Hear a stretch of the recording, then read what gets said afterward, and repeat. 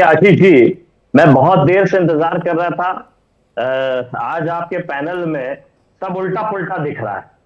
इंद्रजीत जी जो भारतीय जनता पार्टी के प्रवक्ता के रूप में कई बार टीवी डिबेट्स में बैठे हैं, सूर्य महतल जी जो राजनीतिक विश्लेषक के रूप में कई बार टीवी चैनल्स में बैठे हैं, आपके यहाँ भी बैठे हैं, आज नेता बीजेपी बन के बैठे हैं। अरे तो ये आपको सच्चाई बता दी तो आपको बुरी क्यों लग गई? अरे मैंने आपको सच का आईना दिखाया है तो आपको बुरा क्यों लग गया? भले ही प्रवक्ता रहे हो, कुछ भी रहे हो, मगर भारतीय सेना को अगर ताकत मिली है तो मोदी जी के राज्य में मिली है, भारतीय जनता पार्टी की सरकार में मिली है। अरे क्या आपने देखा नहीं है कश्मीर में किस तरह से सेना के ऊपर पत्थर मारे जाते थे? आज वो पत्थरबाज कहां गए? कहां गए?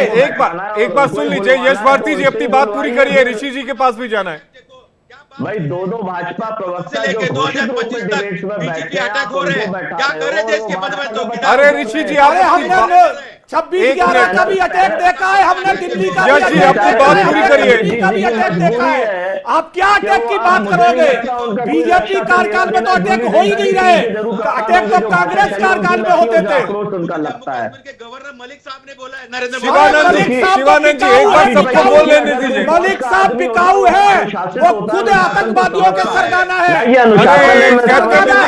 कैप्टन इंद्रजीत जी भावनाओं पे काबू रखिए, शिवानंद जी भावनाओं पे काबू रखिए, आप बोलिए। यश जी आप अपनी बात पूरी करिए, ऋषि जी के पास भी जाना है, सौरभ जी के पास भी जाना है जी। आशीष जी, आज जब आपने इनको रक्षा विशेषज्ञ के रूप में बैठाया है तो कम से कम फौज का सम्मान रखना चाहिए। अरे हम तो फौज का ही सम्मान रखे, मगर आप लोग देश को बर्बाद करने में लगे हैं। आप लोग देश को बर्बाद करने लगे हैं। आपकी दोहरी राजनीति, घटिया राजनीति कम से कम मत करिए। देश हित में बात करिए, जिस तरह से हम देश हित में बात कर रहे हैं आप भी बात करिए। यहाँ चैनल पे आके बैठ कर राजनीति मत करिए, सेना के ऊपर राजनीति मत करिए। सेना किसी की नहीं है, सेना किसी की जागीर नहीं है जो आप राजनीति करोगे। क्या कांग्रेस ने सेना का सम्मान नहीं किया? क्या इंद्रजीत जी बात पूरी कर लेने दीजिए। यश जी अपनी बात रखिए, ऋषि जी के पास जाना है प्लीज। नरेंद्र मोदी सरेंडर है, बीच में टोक के और रोक करके जिस आप तरीके से बीच काम में करते वो हैं, टोकेंगे, आप अपनी बात को रखिए। अरे सूर्या मैथिली जी इस तस्वीर पे मैंने डिबेट की है, अभी मत लाइए, सुनने दीजिए ना ऋषि जी को। देखिए ये पहली बार नहीं है जो भारतीय फौज का अपमान किया। 2019 के चुनाव में योगी आदित्यनाथ ने कहा फौज को ये मोदी की सेना है। अब मोदी की प्राइवेट लिमिटेड सेना नहीं है ये। जगदीश देवड़ा ने भी वही कहा, आज नतमस्तक कर दिया। विजय शाह ने आतंकवादियों से हमारे फौजियों को जोड़ दिया, भारतीय सैनिक को जोड़ दिया। लेकिन भारतीय जनता पार्टी आज 11 मई से लेकर 16 मई तक कोई कार्रवाई नहीं की। उच्च न्यायालय ने हस्तक्षेप किया, एफआईआर करवाई, एफआईआर में भी 2 बार श्री और सम्मानित करने का काम किया। जो धाराएं लगाई उसको उच्च न्यायालय ने कहा कि ये बचाव की धारा है, लगातार बचाने का काम किया जा रहा है। अच्छा, रामगोपाल यादव जी ने क्या कुछ कहा था? रामगोपाल यादव जी ने क्या कुछ कहा था? ऋषि जी माफ करिएगा, यश जी, ऋषि जी मैं आपके पास आ रहा हूं। आशीष जी, रामगोपाल यादव जी ने जो कहा वो विजय शाह की बात को आगे बढ़ाया कि अगर इनको लोगों की जाति पता होती, जिस तरीके से मिस्त्री साहब को अपमानित किया, यही दिक्कत है कि जाति धर्म हम देखने लगते हैं। हम सेना में भी वही लेकर आए जो राजनीति हम लोग हमारे मुल्क में देख रहे हैं। इंद्रजीत जी रुकिए, ऋषि जी आप अपनी बात रखिए, फिर मालवीय जी आपके पास आऊंगा। पूछने लग गई, अरे इंद्रजीत जी, असली औकात में इंद्रजीत जी एक बार सबको बोल लेने दीजिए। ऋषि जी ठीक है, यश जी एक बार ऋषि जी को सुन लेते हैं। ऋषि जी, अंतरात्मा की बात है आशीष भाई, ये अंतरात्मा की बात है, ये केवल इनके मुंह से निकल रहा है। असल में जो विजय शाह ने कहा, ये आतंकवाद प्रज्ञा ठाकुर जैसे लोगों को पालन पोषण करने का काम भारतीय जनता पार्टी अतीक अहमद किसका था? आतंकवाद का अतीक अहमद किसने पाला था? अरे अतीक अहमद किसका सांसद था? थोड़ा सा भावनाओं पे भूल गए क्या?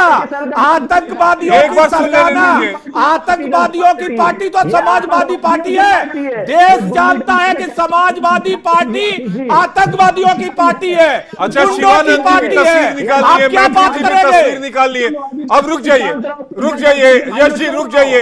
इंद्रजीत जी, ऋषि जी आप बोलिए। ने जो हमारे सेना को लेकर जो बयान दिया है, शायद ही कोई भी व्यक्ति, चाहे भाजपा का ही कोई नेता हो, मंत्री हो, कभी भी समर्थन नहीं कर सकते हैं। और देवराज जी ने बयान दिया है, उसी तरह समाजवादी पार्टी के जो नेता है रामगोपाल यादव ने जो बयान दिया है वो भी सही बयान नहीं है। कहीं ना कहीं सेना में जात और धर्म ढूंढना ये सेना का अपमान है। हमारी सेना इतनी सूरवीर है कि पाकिस्तान के घर में घुसकर पाकिस्तान को धूल चटाने का काम हमारी सेना ने किया है। और सेना ने जो काम किया, देश ने जो काम किया, उसको बताने का काम कर्नल सोफिया कर रही थी। कर्नल सोफिया इसी देश की बेटी है, इसी देश की सेना की बहादुर जवान है, और उनको लेकर इस प्रकार का बयान बिल्कुल निंदनीय है। और मुझे लगता है एक पत्रकार के नाते मेरा ये मानना है, भाजपा को जल्द से जल्द उन पे कार्रवाई करना चाहिए, नहीं तो भाजपा को जाहिर तौर पर अगर कार्रवाई करने में देरी होती है ऋषि जी तो बहुत ज्यादा डैमेज कर जाएगा और भीतर तक डैमेज कर जाएगा। सौरभ मालवीय जी, आपका रिएक्शन?